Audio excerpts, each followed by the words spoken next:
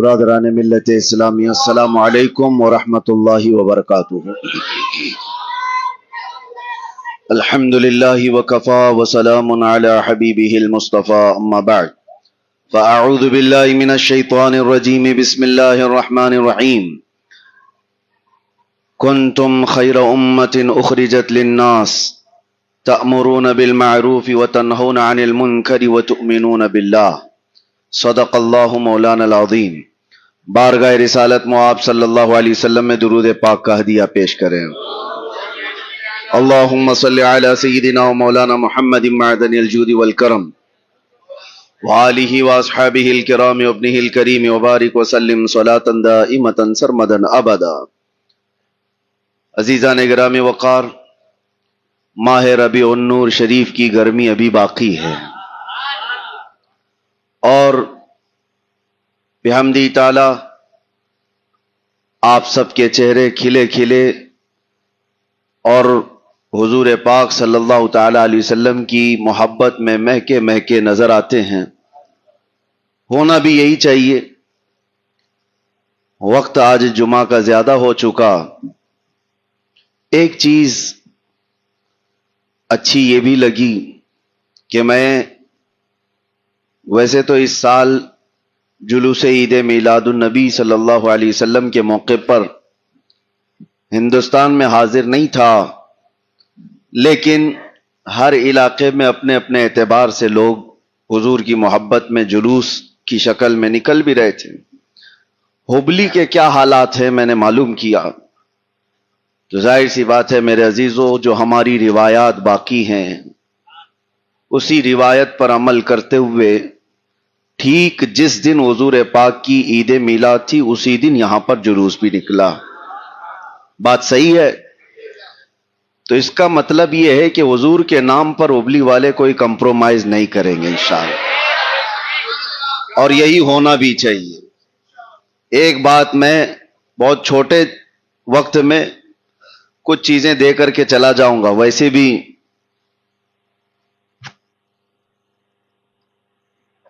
ہمارے آنے جانے کی خبر گرم ہوتی ہے تو بہت سارے لوگ ویسے بھی گرم ہوتے ہیں۔ میں نے محسوس کیا ہے کسی مہمان کی آمد کبھی اپنوں کے لیے بھی نیند اڑا دیتی ہے۔ اپنے بھی انتظار کرتے ہیں، ایکسائٹمنٹ ہوتا ہے کسی محبوب کے آنے کا جس سے محبت کرتے ہیں لوگ۔ کچھ شخصیت ایسی ہوتی ہیں جن کے آنے کے انتظار میں اپنوں کی بھی نیند اڑ جاتی ہے اور غیروں کی تو فیوز ہی اڑتی ہے۔ خیر بات وہ نہیں ہے، لیکن ایک بات میں ضرور کہہ کر کے جاؤں گا۔ 1500 سالہ عید میلاد النبی اس سال منایا جا رہا تھا۔ کتنا زور و شور اور کتنے زیادہ اہتمامات کیے جا رہے تھے، اس کے باوجود جب وقت قریب آ جاتا ہے تو میں ان لوگوں سے یہ ادباً کہوں گا کہ کس چیز نے تمہیں اکسایا اپنے نبی پاک صلی اللہ تعالی علیہ وسلم کے عید میلاد پر کمپرومائز کر لو۔ لوگ یہ دلیل دیتے ہیں کہ جلوس تو کسی بھی دن کیا جا سکتا ہے، حضور کی محبت میں تو کسی دن بھی کیا جا سکتا ہے، تو ہر دن کرو، ہر ہفتے کرو۔ ہمارے بزرگوں نے 12 ربیع الاول شریف کی ایک تاریخ جو متعین کی ہے، سب کے جذبات اس سے لگے ہوئے ہیں۔ ہم اپنے ہم وطن لوگوں کے بھی خیال کرتے ہیں، ڈسٹرب نہیں کرتے۔ یہ پہلی مرتبہ ایسا نہیں ہے کہ کوئی ٹکراؤ والی صورت ہے، ہم ٹکرانے والی بات نہیں کرتے۔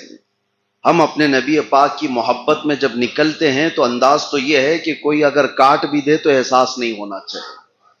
محبت اسی کا نام ہے۔ حسن یوسف میں کٹی مصر میں انگشت زنا، سر کٹاتے ہیں تیرے نام پہ مردان ہارا۔ لوگ اگر جلوس میں نکل کر کے دیکھتے، وہ شریر لوگوں سے ہمارا کوئی تعلق نہیں جو جلوس کو انٹرٹینمنٹ کے لیے استعمال کرتے ہوں۔ عاشقان مصطفیٰ کے جذبات سے تو نہیں کھیلنا چاہیے۔ ہبلی والوں، 100,000 بار مبارکبادی میں پیش کرتا ہوں، 1000 بار مبارکبادی پیش کرتا ہوں، اور فخر سے آج آپ کے سامنے کھڑے ہو کر کہتا ہوں کہ الحمدللہ آج بھی غیور سنی اس شہر میں باقی ہیں جو اپنے نبی کے نام پر کوئی سمجھوتا نہیں کریں گے انشاءاللہ، جو بھی ہو جائے۔ کیا آپ رمضان کی عید آ جائے، بقرعید آ جائے تو اٹھا کر کے کسی اور دن رکھ لو گے؟ یا پھر چاند سے کہو گے تھوڑے دن بعد نکلنا؟ کیا حالات ابھی گرم ہیں، خراب ہیں؟ کبھی جمعہ میں ایسی نوبت آ گئی تو کیا جمعہ اٹھا کر کے اتوار کو رکھ لو گے؟ نہیں، ان اللہ تبارک و تعالیٰ کی بارگاہ میں ایام مخصوص ہیں، جو دن مخصوص ہیں، انہی دنوں کے لیے یہ چیزیں مخصوص کی گئی ہیں۔ یہ میسج میں آج میلاد جلوس کے بعد اس لیے دے رہا ہوں کہ آگے سب کے ذہن میں یہ بات رہے کہ اگر کسی کو کسی نے قوم کا بڑا سمجھا ہے یا پھر آپ پر ٹرسٹ کرتے ہیں، اعتماد کرتے ہیں، تو کم از کم قوم کے ساتھ یہ کھیل نہیں ہونا چاہیے۔ چاہے ہمارے ساتھ کوئی بھی چیز ہو جائے، لیکن قوم کی جو ہمارے ساتھ محبتیں جڑی ہوئی ہیں اس کے ساتھ کھلواڑ نہیں ہونا چاہیے کسی اور کو راضی کرنے کے لیے۔ ایک بات یاد رکھیں کہ جس کو راضی کرنے کے لیے سب کیا جاتا ہے، یہ کبھی راضی نہیں ہوتے، کبھی راضی نہیں ہوں گے۔ آج تم سے تمہارا جمعہ چھین کر کے یہ کہیں گے تم نیوٹرل بن جاؤ، سیکولر بن جاؤ، کٹر نہ بنو، لیکن کل کو اس کے بعد پھر کسی اور چیز پر یہ چیزیں ہوتی رہیں گی اور کبھی تم سے کوئی راضی نہیں ہو سکتا۔ مجھے بابا جی رحمت اللہ تعالی علیہ کی ایک بات یاد آتی ہے۔ علامہ خادم حسین رضوی رحمت اللہ تعالی علیہ، ہزار رحمتیں ان کی قبر پر ہوں۔ جس وقت ان کو پولیس گھسیٹ کر کے لے جا رہی تھی تو آپ نے کہا تھا تم تو کارندے ہو حکومت کے، جس طرح سے تمہیں کہا جاتا ویسے کرو گے، لیکن ایک بات یاد رکھو، تم مجھے ٹارچر کر رہے ہو، کھینچ کر لے جا رہے ہو، دبا رہے ہو، جس کو خوش کرنے کے لیے تم میرے ساتھ یہ کر رہے ہو وہ تو تمہیں نہیں دیکھ رہا، وہ چاہے پرائم منسٹر ہو چاہے کوئی بھی ہو، جس کو خوش کرنے کے لیے تم مجھے کھینچ رہے ہو وہ تو تمہیں نہیں دیکھ رہا، لیکن میں جس کے لیے جا رہا ہوں وہ تاجدار مدینہ مجھے دیکھ رہا۔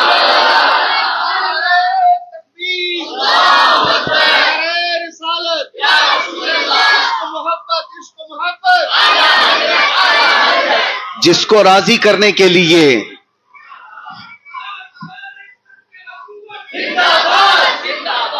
میں نے آیت یہ پڑھی ہے، تم خیر امت ہو، کنتم خیر امت اخرجت للناس، تم لوگوں میں خیر امت بنائے گئے ہو، تأمرون بالمعروف وتنہون عن المنکر، اچھائی کا حکم دو گے اور برائیوں سے روکو گے۔ یہ مزاج تمہارا ہے، یہ نہیں ہے کہ دین کے انہدام کی کوشش کرو گے، ہر چیز میں مصلحت کے دروازے ڈھونڈو گے۔ ہر چیز میں مصلحت کے دروازے نہیں ڈھونڈے جاتے۔ لوگ ہم سے یہ بھی کہتے ہیں کہ حالات بڑے خراب ہیں، آپ اس طرح سے بولتے ہیں، بہت سارے لوگ تکلیف میں آ سکتے ہیں، نوجوان اس طرح ہو جائیں گے، اس طرح ہو جائیں گے۔ میں نے کہا کیا یہی نصیحت کوئی امام حسین کو بھی دیا تھا کہ ان کے لیے جو حالات بنے ہوئے تھے، کوئی تو نہیں تھا اس وقت، صرف 82 لوگوں کو لے کر نکل پڑے تھے۔ کسی نے مجھ سے یہ بھی کہا تھا کہ آپ کا ہونا بہت ضروری ہے، نوجوان آپ سے جڑے ہوئے ہیں اور آپ رہیں گے تو دین کا کام ہوتا رہے گا۔ میں ان سے یہی عرض کیا تھا، ادباً عرض کیا تھا، ہم تو پتہ نہیں کس درجے میں آتے ہیں اور نکمے گنہگار، ہم سے کئی کروڑوں درجے زیادہ افضل اور بہتر تھا کہ امام حسین کا زندہ ہونا، ان کا ہونا کتنا ضروری تھا، لیکن ہر بار اپنی سیفٹی اور ہر بار اپنے آس پاس کی چیزیں ہی نہیں دیکھی جاتی۔ اسی لیے ایک محاورہ مشہور ہے، ایک محاورہ مشہور ہے، کیا ہے کہ جب تمہاری جان پہ کچھ بن پڑے تو صدقہ دے کر کے جان بچا لو۔ جان پر کبھی کوئی بیماری آ گئی تو کیا فرمایا گیا؟ صدقہ دے دو، اللہ تعالیٰ بلاؤں کو ٹالتا ہے۔ جب تمہاری جان پہ کچھ بن پڑے تو صدقہ دے کر جان بچا لو، اور جب دین پہ کچھ بات آئے تو جان دے کر دین بچا لو۔ جب دین پہ بات آئے تو پھر صدقہ دے کر کے نہیں، اپنی جان دے کر کے دین کو بچا لو، وہ اہم ہے۔ اسی لیے فاضل بریلوی امام اہل سنت فرماتے ہیں، صدیق بلکہ غار میں جاں ان پہ دے چکے، صدیق بلکہ غار میں جاں ان پہ دے چکے، حفظ جان جو جان فروز غرر کی ہے۔ مطلب جانتے ہو آپ؟ اعلیٰ حضرت کا شعر سنو، جب ہجرت کے موقع پر رسول کریم صلی اللہ تعالی علیہ وسلم غار ثور میں تھے، واقعہ معلوم ہے. حضرت ابو بکر صدیق سارے سوراخوں کو بند کر کے بیٹھے ہوئے تھے، ایک سوراخ پر پاؤں رکھے ہوئے تھے اور اس پر سانپ کاٹ رہا تھا، اور معمولی سانپ نہیں، زہریلا زہر چڑھ گیا تھا. آج بھی آپ پوچھ لینا، معلوم کر لینا، کسی زہریلے سانپ کے کاٹنے سے آدمی صرف آدھے گھنٹے سے 1 گھنٹے کے اندر مر جاتا ہے. صدیق اکبر کو جو سانپ کاٹا تھا وہ زہر ان کے سینے تک آ چکا تھا پیر سے چڑھتے ہوئے، اور نبی پاک صلی اللہ تعالی علیہ وسلم نے بعد میں ان کا پیر ہٹانے کے بعد اپنا لعاب پاک لگایا، زہر تو ختم ہوا. یہ واقعہ تو معلوم ہے، واقعہ معلوم ہے. لیکن سنو، حضرت ابو بکر صدیق نے رسول کریم صلی اللہ تعالی علیہ وسلم کی حفاظت میں، ناموس رسالت کی حفاظت میں کیا چیز دی؟ پاؤں نہیں، انگلی نہیں، بلکہ اپنی پوری جان داؤ پہ لگا دیا. یہ 5 فرض ہیں ہر مومن کے لیے، جس کا زندگی میں اس کو پالن کرنا بہت ضروری ہے. اس میں سب سے پہلا فرض ہے جان کی حفاظت. جان کی حفاظت، دین کی حفاظت، عزت کی حفاظت. 5 چیزیں جو شریعت میں فرمائی گئی ہیں، اس میں سب سے پہلا فرض آپ کی جان کی حفاظت ہے. جان ہے تو پھر سب کچھ ہے. جان کی حفاظت کے بعد جو دوسرا سب سے بڑا فرض ہے، نماز کی حفاظت. ٹھیک ہے، نماز کی حفاظت. اور مولا علی شیر خدا اسد اللہ الغالب رضی اللہ تعالیٰ عنہ عصر کی نماز کے وقت، حضور پاک کے آرام فرمانے کے وقت کیا کیا تھا انہوں نے؟ سورج ڈوب گیا، ان کی عصر کی نماز قضا ہو گئی. یہ بھی مشہور ہے. کیا حضرت علی جان بوجھ کر کے چھوڑ رہے تھے؟ دیکھ رہے تھے سورج سامنے سے جا رہا ہے، اس کے باوجود حضور پاک صلی اللہ تعالی علیہ وسلم آرام کر رہے ہیں اور حضرت علی جگہ نہیں رہے، اٹھا نہیں رہے. عصر کی نماز قضا ہو گئی، روئے. پھر میرے آقا صلی اللہ علیہ وسلم نے کیا کیا؟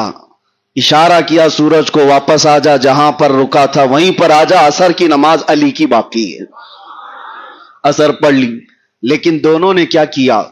حضرت ابو بکر صدیق نے جان بچانے والا فرض تھا وہ قربان کیا، اور حضرت علی نے نماز کی حفاظت یہ فرض تھی وہ قربان کیا. کس کے لیے؟ حضور پاک کے لیے. اور پھر اعلیٰ حضرت کو سنو، اب ناموس رسالت کا مسئلہ پورا سمجھاتے ہیں. صدیق بلکہ غار میں جان ان پہ دے چکے. حفظ جان تو جان فروز غرر کی ہے، سارے فرائض کی جان ہے جان کی حفاظت کرنا. اور مولا علی نے واری تیری نیند پر نماز. یا رسول اللہ، مولا علی نے واری تیری نیند پر نماز، وہ بھی نماز عصر جو سب سے اعلیٰ خطر کی ہے. 5 نمازوں میں نماز عصر کو نماز وسطیٰ کہا گیا، بیچ والی نماز. اس کی حفاظت کا حکم اللہ نے قرآن میں فرمایا، حافظوا علی الصلوات والصلاۃ الوسطیٰ. اس نماز کی زیادہ حفاظت کرنے کا حکم ہے.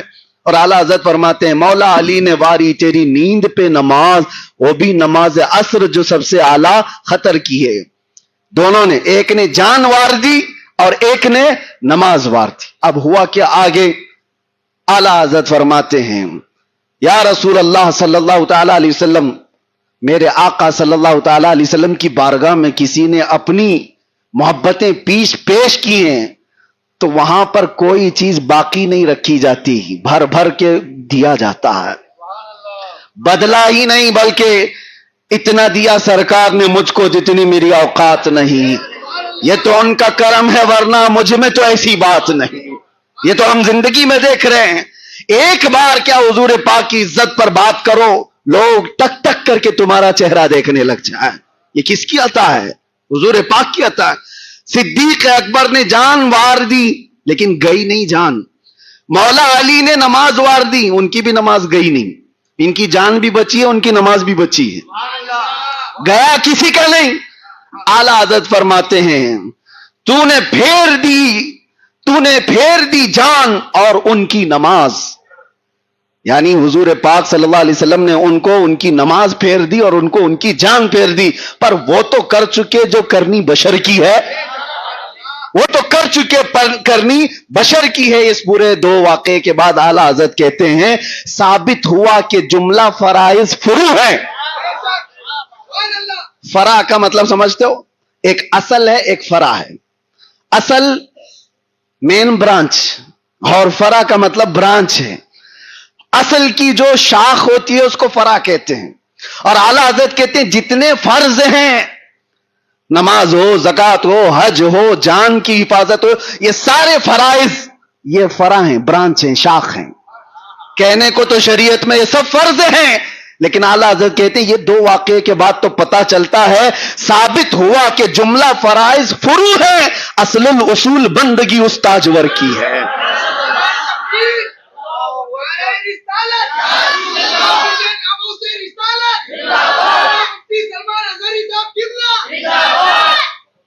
حضور پاک صلی اللہ تعالی علیہ وسلم کی محبت میں نعرے لگائے، میرے نعرے مت لگایا کرو.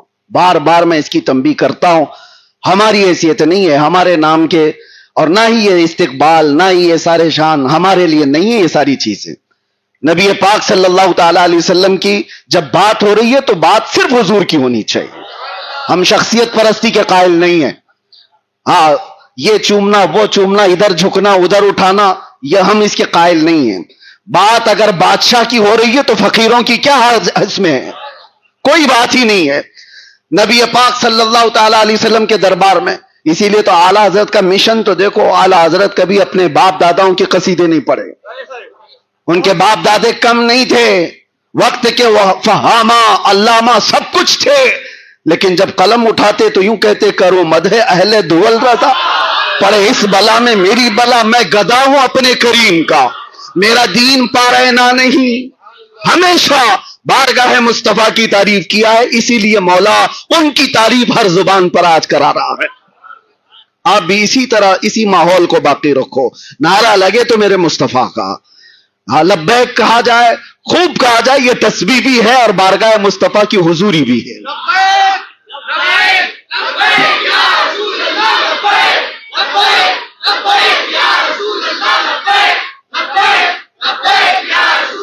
میرے عزیزو توجہ، جب کبھی کوئی کہتا ہے میں گھر میں بیٹھا ہوں، میں گھر میں بیٹھا ہوں، لوگ آ رہے ہیں، ملنے والے آتے ہیں جاتے ہیں، سب باہر سے تم کہہ رہے ہو مفتی صاحب میں آ گیا ہوں تھوڑا سا مل لو، آ گیا ہوں، کبھی فون پہ کبھی دروازے پہ. غیرت ہوگی 2 بار 3 بار تو آ تو جائیں گے، دروازہ کھول کے مل تو لیں گے. کب سے بیچارہ پکار رہا ہے مفتی صاحب میں یہاں ہوں، میں یہاں آیا ہوں. میرے عزیزو بلا تشبیہ و بلا تمثیل، لبیک یا رسول اللہ کا مطلب یہ ہوتا ہے اے اللہ کے رسول میں آ گیا ہوں، اے اللہ کے رسول میں حاضر ہوں. کتنی مرتبہ پکارو گے؟ یہ دنیا والے تو دنیا والے، میرا رسول ایسا غیرت مند ہے، وہ ایک ہرن کے آنسو بھی برداشت نہیں کر سکتا، وہ ایک لکڑی کے رونے کو بھی گوارا نہیں کرتا. تم تو امتی ہو جس کے لیے میرے آقا رویا کرتے تھے. میرا وجدان یہ کہتا ہے کہ لبیک یا رسول اللہ صرف ایک نعرہ نہیں ہے، یہ اپنے نبی پاک کی بارگاہ میں حاضری کا ایک عظیم تحفہ ہے. جس دن نظر کرم ہوگی آقا صرف اتنا فرما دیں گے آ جا، کب سے تو پکار رہا. یہی تو ہمارا مشن ہے یا رسول اللہ، ہر ستم ہر مصیبت گوارا ہے، بس ایک بار کہہ دو کہ تو ہمارا ہے. اللہ ہمیں اسی حال میں زندہ رکھے اور اسی پر موت عطا فرمائے. آپ خیر امت ہو، امر بالمعروف اور نہی عن المنکر پر جاری رہو، اچھائی کا حکم دینا اور برائیوں سے روکنا. آج ضرورت ہے اس معاشرے کی اصلاح کی. مجھے اندازہ ہے بہت سارے لوگوں نے شکایتیں کی، ان بچوں کو بھی جو ابھی 18 سال کے بھی نہیں ہوئے، ابھی 20 سال کے بھی نہیں ہوئے، وہ نشہ کی لت میں گر گئے. اور ایسے ایک صاحب ہمارے ابلی کے آئے تھے، وہ دادا ہیں اور ان کے پوتے کی شکایت لے کر میرے پاس آئے تھے. کہا حضرت میرا بچہ 4تھی کلاس میں جاتا ہے. 4تھی کلاس کس کو کہتے ہیں؟ کتنا ہوگا؟ 9 سے 10 سال کی عمر ہوگی. کہتے ہیں اس کے بیگ میں میں نے کتنی مرتبہ نشہ پکڑا، ڈرگس. یہ کہاں سے چیزیں آ رہی ہیں؟ کیا 10 سال اور 12 سال کے بچے اس میں ملوث ہو سکتے ہیں؟ آج کس طرف جا رہی ہے یہ قوم؟ اے نوجوانوں، آپ اس کو یہ مت سمجھو کہ انٹرٹینمنٹ ہے، کر لیں گے چل جائے گا. یاد رکھو اللہ کے حضور حاضر ہونا ہے. تم میں سے کوئی بھی طاقتور بن کر کے بھی اس دنیا میں 1000 سال جی نہیں سکے گا. جی بھی لیا تو اس کے بعد بھی موت ہے. یہاں پر کسی کی دائمی زندگی نہیں ہے، اللہ کے حضور جانا ہے. اور اس حال میں تمہیں لے جایا جائے گا، تمہارے ہاتھ پیر بھی ہل نہیں سکیں گے، تمہارے ناک میں روئی ٹھونس کر کے، تمہارے پیٹ کو رسی باندھ کر کے، انگوٹھوں کو بھی باندھ کر کے لوگ کس طرح لے جاتے ہیں. لے جا کر کے امام کے سامنے رکھ کر اس کو نماز پڑھا کر کے ہم دیکھتے ہیں جب جنازے دفن ہوتے ہیں، یہ بندہ اپنی زندگی میں چھوٹی سی مٹی کی دھول بھی اپنے کپڑے پہ برداشت نہیں کرتا تھا، آج اس کے ہی عزیز بھر بھر مٹی بھر کے اس پر مٹی ڈال کر چلے جاتے ہیں۔ ہم سب کا بھی وہی حشر ہونا ہے، سب کا بھی وہی حال ہے، اور اس قبر میں جانے کے بعد کس کو چیخو گے، کس کو پکارو گے، کس کو بلاؤ گے؟ وہ دوست آئیں گے جو تمہارے، جن کے لیے تم نے ماں باپ کو تک چھوڑ دیا، وہ دوست آئیں گے جن کے لیے تم نے اپنی حیثیت بدل دی، اپنے پیسے برباد کی، کوئی بھی نہیں آتا۔ دوستوں کا تو حال یہ ہے کہ ادھر مٹی نہیں ہوئی ادھر وہ قبرستان سے نکل گئے، کچھ دیر تک اگر کوئی بیٹھا تو بھائی یا باپ بیٹھ جائے یا بیٹا بیٹھ جائے، باقی کسی کا نہیں ہے۔ دنیا ہے، تمہاری سانسوں کی مالا جب تک چل رہی ہے تب تک ساتھ ہے، یا تمہارے ہاتھ میں پیسہ ہے، منصب ہے، تب تک ساتھ ہے، باقی سب چھوڑ کر جائیں گے۔ جب قبر کی تختیاں بند ہو جائیں اور گھوپ اندھیرا چھا جائے، اس وقت کوئی نہیں آتا، کوئی نہیں ہوگا۔ تم نے اپنے آپ کو جب برباد کیا، اس کے بعد سے اس کی شروعات ہوگی۔ قبر کی زندگی آخرت کی پہلی منزل ہے، یہاں سے پھر تمہارا احتساب، یہاں سے پھر تمہارا حساب شروع ہو جائے گا۔ بتا تو نے جوانی کہاں کہاں خرچ کی ہے، کہاں کہاں خرچہ کیا؟ میرے عزیزو، اس اندھیری رات میں اگر کوئی آتا ہے تو صرف آمنہ کا لال تشریف لاتا ہے۔ میرے آقا صلی اللہ علیہ وسلم کی آمد کی بات بتائی جاتی ہے، وہ قبر میں تشریف لاتے ہیں۔ جو نبی پاک صلی اللہ تعالی علیہ وسلم قبر میں بھی آئیں اور حشر میں بھی ہمارا ہاتھ پکڑے، آج تم ان کا دامن پکڑنے سے بھاگ رہے ہو، آج تم ان کے پیچھے چلنے سے بھاگ رہے ہو۔ آ جاؤ واپس، اٹھو، وہ گر نہ حشر نہ ہوگا پھر کبھی، دوڑو کہ زمانہ چال اپنی چل گیا، اپنے محلوں کو نشہ سے پاک کرو۔ دل درد کرتا ہے میرے عزیزوں، میرا ان سے کوئی لینا دینا نہیں ہے، ان نوجوان بچوں سے ہمارا کیا رشتہ ہے؟ تم نشہ کرو گے، برباد ہو جاؤ گے، لوگ تماشا دیکھ کر کے ہنسیں گے اور کچھ نہیں ہوگا۔ ایک چھوٹی سی بچی جنازے میں حاضر تھا، میں آپ کو بتا رہا ہوں، 6 سال کی بچی ہے، اس کا باپ کینسر کی وجہ سے مر گیا، بہت جوانی میں مر گیا، اور کینسر کس وجہ سے؟ نشہ کی وجہ سے۔ اور اس کی بچی نے ایک بار مجھ سے جو سوال کیا، آج تک دل پہ لگتی ہے بات، کہا کہ حضرت آپ تو بتائیے، ہم تو چھوٹے ہیں اور میری ماں کے لیے ہمارا کیا قصور ہے جو ہمارے ابا اس طرح کر کے چلے گئے؟ ہمارا کیا قصور ہے؟ ہمارا کیا؟ پوری زندگی ہم بغیر باپ کے ہی رہیں گے؟ اس بچی کے وہ جملے آج بھی چبھتے ہیں۔ میں نوجوانوں سے پوچھتا ہوں، تم کس پر ظلم کرو گے؟ تمہارے ساتھ کتنی زندگیاں جڑی ہوئی ہیں، کتنی زندگیاں جڑی ہوئی ہیں، تم اپنے انٹرٹینمنٹ کے لیے، اپنے عیش کے لیے کتنوں کو برباد کرو گے؟ ان کی زندگیاں نہیں ہیں جو تمہاری آس پر جی رہے ہیں؟ تمہارے بچے ہیں، بھائی ہیں، بہنیں ہیں، کتنے لوگ تمہارے انتظار میں ہیں۔ میں جانتا ہوں کتنے ایسی مائیں انتظار میں، کتنے تو نوجوان جیل میں اسی طرح سے دیکھے گئے جو ناحق ایسے کاموں میں مبتلا ہو کر جیل کی سزائیں کاٹ رہے ہیں، اور ان کی مائیں 2-2 3-3 گھنٹے باہر گیٹ پر بیٹھی رہتی، دھکے کھاتی ہوئی، دھوپ میں، بارش میں، سب جگہ ان کو دیکھ کر کے بھی ترس آتا تھا، اور وہ مائیں انتظار کرتی ہیں بیٹا صحیح ہو کر کے آ جائے گا۔ ہم نے اپنی حیثیت کے مطابق جس کو جتنا اصلاح کرنا تھا وہاں اصلاح کیا ہے، لیکن آپ کو میں یہ بات بتا رہا ہوں کہ تمہاری زندگیاں صرف تمہارے ماں باپ، بھائی بہن اور بیٹوں سے ہی نہیں جڑی ہیں، میرے مصطفیٰ سے جڑی ہوئی ہے۔ آبرو ماذا نام مصطفیٰ، ہم سب کی عزت و آبرو مصطفیٰ کے نام سے ہے۔ اور جب میں یہ بات پڑھتا ہوں تو رونگٹے کھڑے ہو جاتے ہیں۔ میرے آقا نے جو فرمایا، تمہارے تلووں میں کانٹا بھی چبھے تو مجھے اس کا درد ہوتا ہے۔ کون ہے جو ہماری ان غموں کو سننے والا؟ کون ہے میرے مصطفیٰ کریم صلی اللہ علیہ وسلم کے علاوہ؟ تمہیں پتا ہے ملک الموت جس وقت میرے آقا کی روح لینے آئے تھے، اس وقت میرے آقا نے یہ نہیں کہا کہ نزا کی تکلیف اتنی ہے، بلکہ یہ پوچھا، اے اسرائیل بتا کیا یہ تکلیف میری امت کو بھی دی جائے گی؟ جب ملک الموت نے کہا سکرات سے سب کو گزارا جائے گا تو حضور کی آنکھوں سے آنسو نکل آئے۔ یہ نہیں پوچھا کہ میرے گھر والوں کو بھی تکلیف ہوگی، نہیں، بلکہ میرے آقا نے فرمایا کیا میری امت بھی اس درد سے گزاری جائے گی؟ آپ سے میں کہتا ہوں جو نبی، اسی لیے اعلیٰ حضرت کا میسج یہی تھا، جو نہ بھولا ہم غریبوں کو رضا، یاد اس کی اپنی عادت کیجیے، یاد اس کی اپنی عادت کیجیے۔ آ جاؤ اے نوجوانوں، بارگاہ مصطفیٰ صلی اللہ علیہ وسلم کی اس عظیم چھاؤں میں جہاں پر پلنے والے اپنے آپ کو آسمان کے ستاروں تک پہنچا دیتے ہیں۔ آپ کو پتا ہے ایک عرب نے آدمی کا بول بالا کر دیا، خاک کے ذروں کو ہمدوش سریا کر دیا، خود نہ تھے جو راہ پر اوروں کے ہادی بن گئے، کیا نظر تھی جس نے مردوں کو مسیحا کر دیا۔ آج بھی اس دربار میں آنے کی تمہاری دیر ہے، شرماؤ مت۔